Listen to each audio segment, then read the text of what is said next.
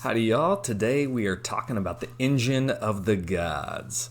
Man, I love this model. I'm not afraid to say I have 5 Stegodons on my shelf, so this is one of my favorite models. I had converted most of them to Engines of the Gods for the previous tome, but now they're going to function more as Stegodons because of what they've done to the Engine of the Gods. They've made it to where you're only really ever going to be able to take one in an army at a time.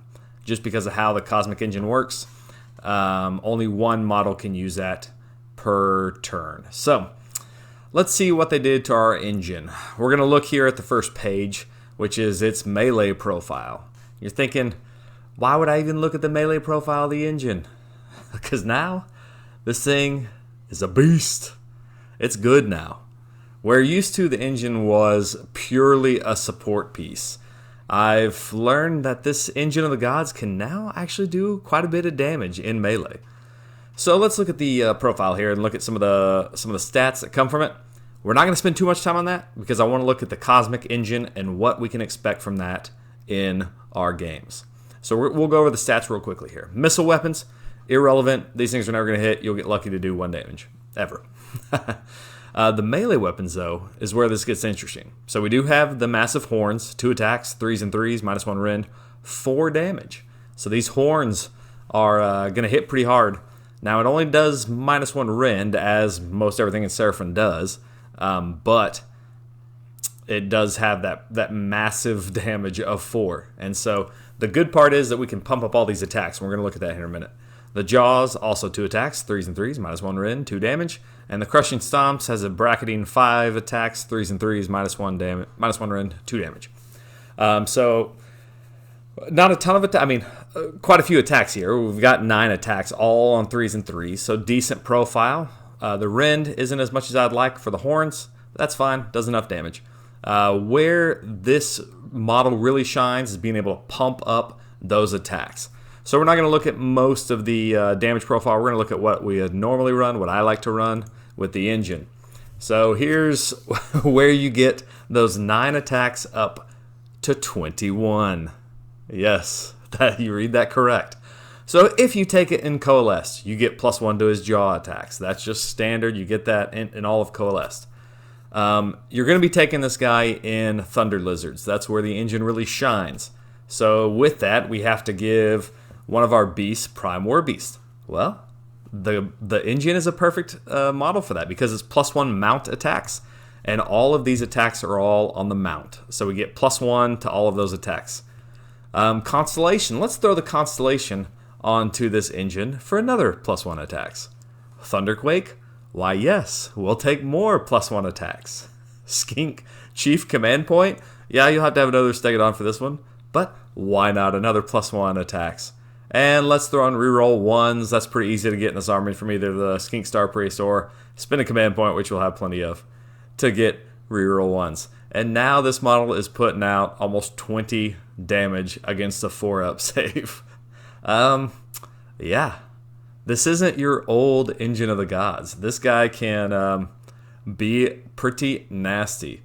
I've had him delete quite a bit in the games I've played. Usually from people who have forgotten that that his War Scrolls changed. He's not just a support piece anymore. So I like to use him. I like to screen him, roll the Cosmic Engines, and then counter punch with this guy when you really need something to be deleted. So I love the engine for the melee, but we could get all that from a Stegodon. We could get that from a Skink Chief. Pretty much the same profile. Skink Chief has a little bit 1 extra attack from the hero, but basically the same. So what makes this special? So let's look at this Cosmic Engine they gave us now. The description here tells you what's a mount and a crew and the hero.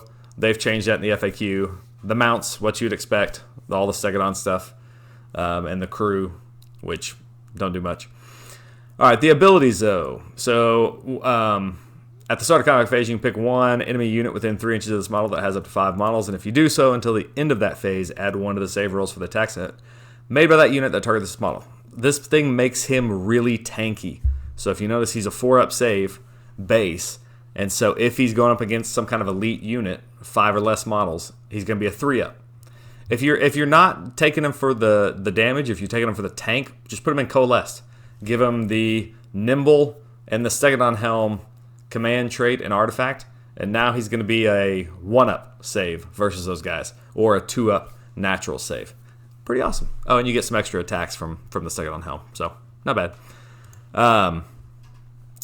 So you can build him also as a tank if you want to.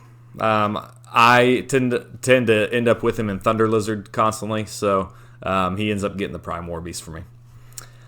Cosmic Engine. All right, here's where this thing gets special. At the start of your shooting phase, you can make 1 Cosmic Engine roll for 1 model with this ability. So notice where they said that. You make 1 Cosmic Engine roll for 1 model with this ability. Why? I don't know why I guess they just wanted to stop the engine spam from the previous book where you'd have 4 engines and a Slan and just try to summon stuff. But let's be honest, they make summoning here really hard. And so it's not going to happen all that much anyway. So let's continue. Roll 2d6 and look up the roll on the table to the right. If there's a friendly Slan within 12 inches of this model, you can choose to roll 3d6 instead of 2d6. So that's it. So they've changed this, where previously it was you to roll 3d6 and look at the table. If you had a Slan nearby, you got to roll 4d6 and choose 3. That gave you a lot of flexibility. That made the engine a lot more useful. That's why we'd spam it, because we could fairly reliably get a couple of summons if you were taking 4. Here, it's either 2 or 3 dice, and you have to stick with the result. There's no if, and, or buts about it. You can't do anything about it.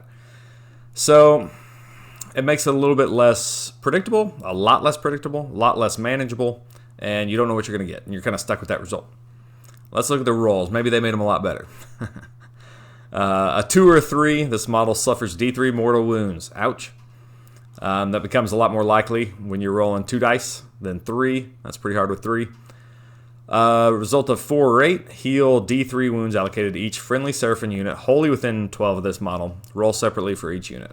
So that's pretty nice. You get some heals there. That is going to be quite a common occurrence with 2 dice.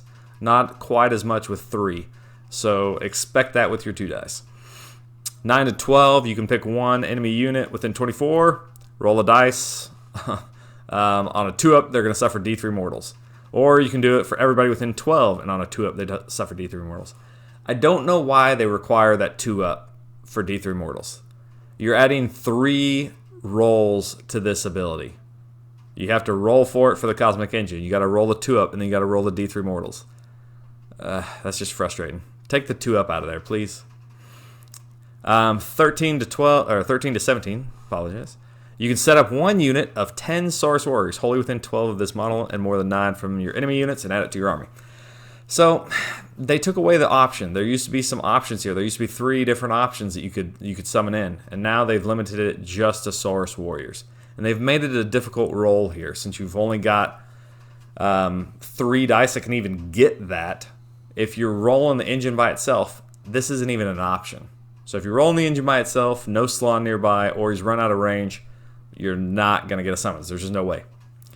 If you roll 18, that means only possible with 3 dice with the Slan, and you'd have to roll all 6s. For the rest of the turn, you can re-roll charge rolls for friendly Seraphon units wholly within 24 of this model, and double the attack's characteristics of weapons. Re-roll charge rolls? Our army already does that. Like every unit, every battle line unit re-rolls their charges. What is that about? Maybe the heroes could benefit from that, but you're already going to have command points for that. You're not going to worry about those. The double the attacks is nice, especially if you're camping with some Bastildons. But let's be honest, you're never going to roll 3 6s, and if you do, the engine's probably going to be off by himself. But hey, if you were to roll that now, that engine, hey, it would have 42 attacks. You'd be doing 50 damage. That'd be nice. Not going to happen. You can also reroll Battle Shock tests for the friendly skinks while they're within this, and if this engine charges on a 3-up, they suffer D3 mortals. So, pretty nice there.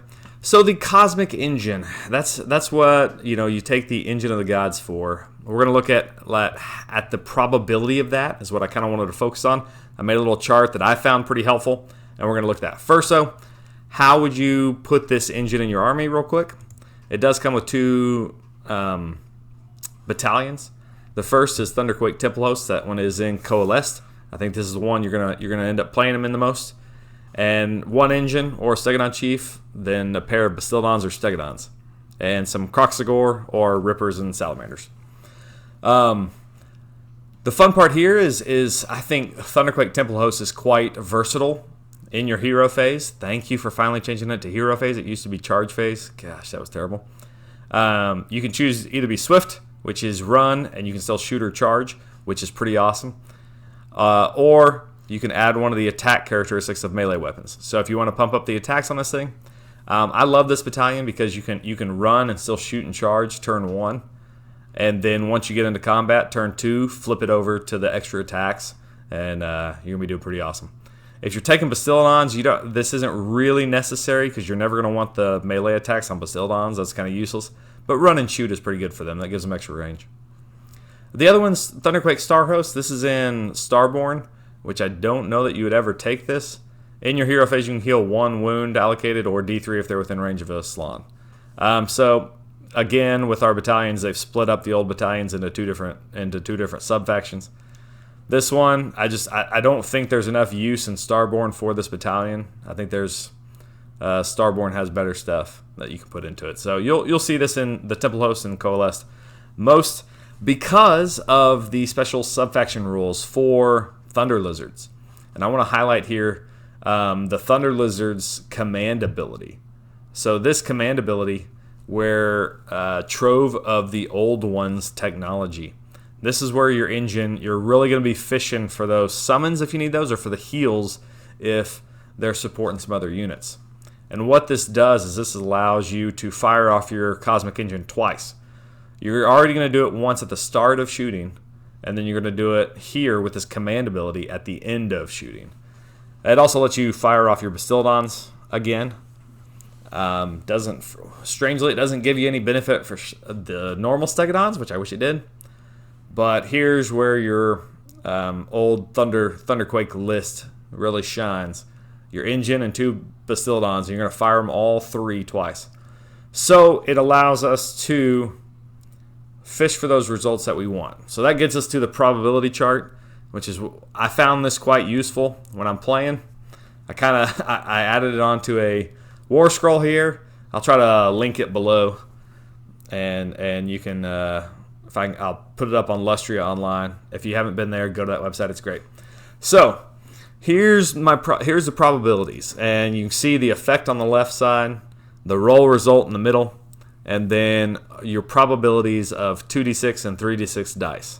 So you'll see with 2d6 dice, that roll result of 2 or 3, you have an 8% chance of hurting yourself. So it will happen when you're just rolling 2 dice. So it's going to happen, 1 out of every 10 times or so, you're going to hurt yourself on those. Which means if you're firing it off twice every round for an entire game, chances are you might hurt yourself one of those times. The one that is going to happen the most often is you're going to heal the D3 wounds to everybody within a bubble 63% of the time when you're rolling 2 dice. So I have found that if I want the engine to support some attack Stegodons, shoot them off up there with them, because he will be able to heal those guys usually twice a turn when you're firing off the extra command point for D3 wounds each. And so he makes a really good support piece if you don't have the Slann around and you need him to heal up things. Another good strategy is to send him off on his own with some Bastildons, 2 Bastildons, and him. Somebody starts trying to mortal wound the Bastildon so they can hurt him, and you've got a ways to heal him up pretty well. But this is the result you're going to get most often with 2 dice. The mortals from range is going to happen about a third of the time when you have 2 dice. So it'll happen frequently enough that you need to be prepared for something at 24 inches if you're going to be attempting to roll that Cosmic Engine twice. The other two options, 0% chance of happening. You can't roll 13 or higher with 2 dice, so you don't even worry about those. Now we go to 3 dice, and this is the one that I was most interested in to see what the probability was. It's 0.5% time to suffer mortals yourself. So you'd have to roll 3 1s, and that's the same likelihood as rolling 3 6s, obviously. So the chances of that happening are fairly low, very low. So if he's hurting, if he's down to just a couple of wounds left, you can confidently roll 3 dice and he won't kill himself. The heals, it has about a 25% chance, so a 1 in 4 chance that you'll get the heals. So here's where if you really want the heals, you can decide not to roll 3 dice. If you look at the rules here, it says you can make a Cosmic Engine roll. If there's a friendly Salon within 12 inches of this model, you can choose to roll 3 dice instead of 2. And so if you need the heals, don't roll 3 dice. Your chances of getting the heals are going down drastically. What does go up is your chance to cause mortals. Now your mortals are at about 50%. So about half the time you're going to cause mortals at range. So if you really need to plink off some mortals on like a support hero that's still barely alive, roll 3 dice for that, and you'll have a fairly good shot at getting that if you're doing it twice. The summons. Now here's why I take the engine, because I want those sweet, sweet summons. They've taken away most of our summons. You can get a little bit in Starborn, but not nearly as much as we used to. And so here's where I'm going to fish for these in my coalesced army, where I'm not taking anything else that can summons. It's about a 1 in 4 chance, a 25% chance that you're going to get those summons. So firing off twice every turn for the entire game, you're going to get a couple summons. And so I'm going to keep fishing for that if I have the ability to. If I don't need the heals, I'm going to roll 3 dice because I want those summons. So, and you have a 0.5% chance to get the trip 6s. Not nearly as useful as it used to be. Still good, but never going to happen. So,